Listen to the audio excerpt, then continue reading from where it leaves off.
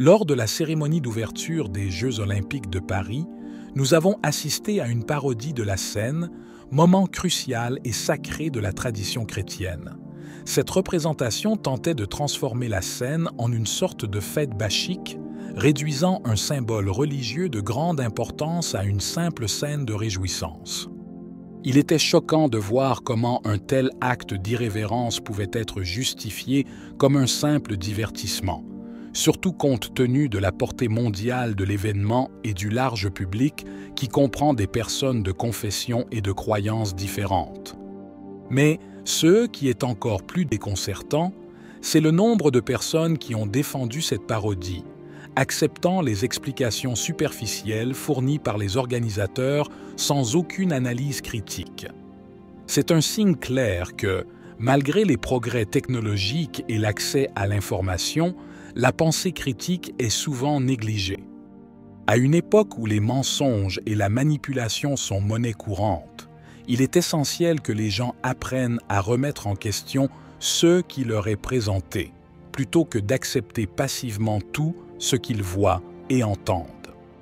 La parodie tentait de transformer la scène en une sorte de fête bachique. L'événement a été littéralement convoqué, et je m'excuse pour ma mauvaise prononciation française, Anden, qui se traduit par « la scène sur scène ». Ce titre, clairement affiché sur l'affiche, ne laissait aucun doute sur la nature de la prestation. Ceux qui ont défendu ce spectacle en prétendant qu'il s'agissait simplement d'une fête bachique ont démontré qu'ils croyaient aveuglément à ce que leur disait la télévision, comme si une fête bachique était quelque chose de approprié à diffuser à la télévision. Quiconque a une connaissance minimale des fêtes bachiques sait qu'il s'agit de célébrations caractérisées par l'excès et la débauche, associées au culte du dieu romain Bacchus. Ces fêtes, souvent marquées par des comportements licencieux et indisciplinés, ne sont certainement pas des exemples de moralité ou de dignité. Leur transposition sur la scène mondiale, comme celle des Jeux olympiques, ajoute une autre couche de controverse, car elle transforme un événement sportif d'importance mondiale en une plateforme de promotion de comportements et de messages douteux. Cette représentation de la scène comme une fête bachique était un choix délibéré de provoquer et d'offenser, déguisé en art ou en créativité. Non seulement cela a manqué de respect à l'une des images les plus sacrées du christianisme, mais cela a également soulevé des questions sur le but et l'orientation de la cérémonie d'ouverture elle-même. Au lieu de célébrer les valeurs d'unité, de respect et de fair play, il a choisi de présenter une vision déformée et irrespectueuse d'un événement religieux profondément vénéré. Les organisateurs de l'événement ont tenté de défendre leur décision et de justifier la parodie de la scène, affirmant qu'ils n'avaient pas l'intention de manquer de respect à une quelconque foi religieuse. Cependant, leurs paroles et leurs actes prouvent le contraire. L'acteur qui incarnait Dionysos, le dieu grec du vin et des festins, a presque admis que la scène était censée être controversée et provocatrice, affirmant que l'événement ne serait pas amusant sans attiser la controverse. Par ailleurs, la télévision française a confirmé que la scène représentait la scène, avec la claire intention de faire sensation. Malgré cela, le concepteur de l'événement a nié plus tard qu'il s'agissait de la dernière scène, affirmant qu'il s'agissait plutôt d'une représentation d'une fête païenne. Cette contradiction flagrante met en évidence le manque de sincérité de leurs propos et renforce l'idée d'une volonté intentionnelle de provoquer et d'offenser. Lors d'une conférence de presse, un porte-parole a tenté de s'excuser auprès des groupes catholiques et chrétiens, affirmant qu'il n'y avait jamais eu l'intention de manquer de respect à un groupe religieux. Cependant, ces excuses sonnaient creux, comme le font souvent les non-excuses, car elles manquaient d'une véritable reconnaissance du préjudice causé et ressemblaient davantage à une tentative d'apaiser les critiques qu'à un repentir sincère. L'organisateur de l'événement a justifié la présence de Dionysos en disant « En France, nous sommes une république. Nous avons le droit d'aimer qui nous voulons. Nous avons le droit de ne pas être croyants. Nous avons beaucoup de droits en France et c'est cela que je voulais transmettre. Laissons aux Français le soin de justifier le blasphème avec le langage de la Révolution française et des droits de l'homme. C'est typique de leur part de présenter cela comme un exercice des droits de l'homme, même si c'est quelque chose de si profondément offensant pour de nombreuses personnes. Si vous avez passé du temps sur les réseaux sociaux, vous avez vu des réactions du monde entier. De nombreuses personnes ont été indignées par cette représentation blasphématoire et j'ai aujourd'hui une série de réactions que je n'ai pas pu couvrir hier car elles n'étaient pas encore disponibles. Par ailleurs, sur les réseaux sociaux, plusieurs personnalités publiques et simples utilisateurs ont exprimé leur indignation. Beaucoup ont souligné à quel point l'événement avait manqué de respect non seulement aux chrétiens, mais aussi aux valeurs de respect et de tolérance qui devraient caractériser les Jeux olympiques.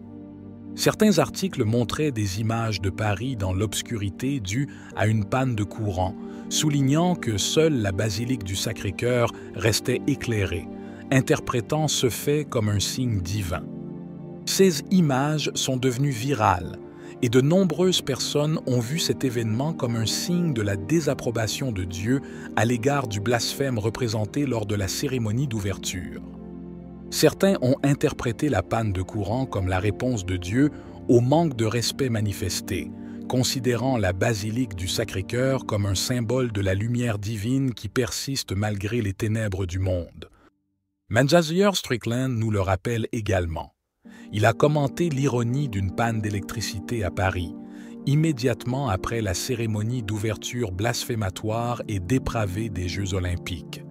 Il a souligné comment le mal manifesté lors de l'événement s'est moqué de la puissance de Dieu, puis a laissé la ville impuissante.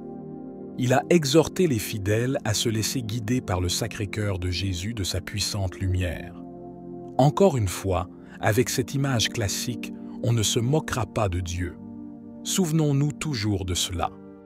De plus, d'autres chefs religieux ont exprimé leur indignation et leurs réflexions sur l'événement.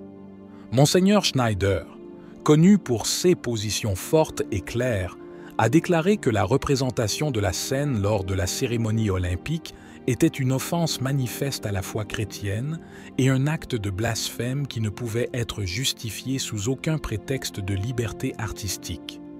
Il a souligné à quel point notre société moderne semble de plus en plus disposée à se moquer et à offenser les croyances religieuses, et à quel point cela est le signe d'une profonde crise spirituelle.